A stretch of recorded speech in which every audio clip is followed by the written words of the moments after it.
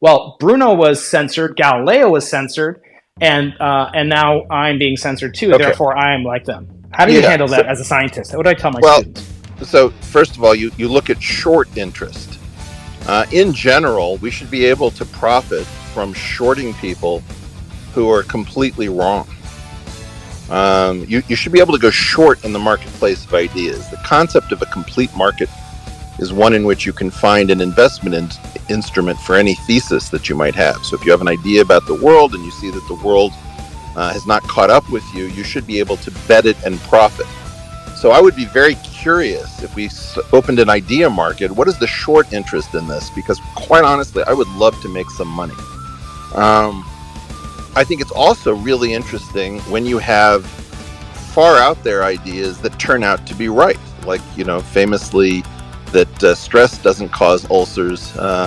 In fact, pathogens cause ulcers. So you have to be very careful about saying that somebody's just completely wrong, but you should be able to gauge. You see, you can't really go by the community because very often one person is right and everybody's wrong. That's what makes some of the most exciting science exciting.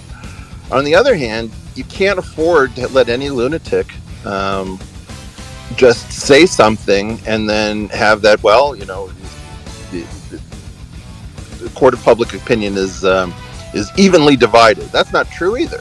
So we have to get away from the idea that peer review works because we've shown that it doesn't. We have to get away from the idea that you can test everything in experiment. Obviously, you can't run the Big Bang over and over again to get a high enough N. Science is a lot more interesting and complicated and complex than most of the attempts to turn it into a simple thing where, if something doesn't match experiment, then it's wrong. Like, you can find Feynman saying this, I think, at Cornell, and he's incorrect. Right. Science is a really complicated endeavor. And in part, we don't know whether our lunatics are correct sometimes. And that's what makes it really interesting, is that Right. I was. we should be Yeah. allowing this person to put their iron in the fire, and we should watch it, and we should make very sure that if the community picks this up later, that the heretics are lifted up. Because one of the problems that I have is that the heretics often don't benefit when the community finally gets around to something and realizing that there were heretics talking about it. It is all too frequent that the people who are the Johnny-come-latelys get all of the credit. So I think we have a really interesting thing. But let me just say something, Brian, that I would really rather have. I would love to hear Brian Keating talking not about the culture wars and not about some crazy idea about the Big Bang never happened, but I'd love to hear you talking about what you're excited about with respect to, let's say, CMB radiation and what you're looking for and what's going on in the Simons telescope. And what I think we should get away from is the fact that there's a quick hit you get whenever you get controversy, but we lose out on the great adventure of science, which is often very slow moving. So I'm going to demote myself to the audience because I have to get back to some stuff. But I wanted to just say Merry Christmas, Happy Hanukkah.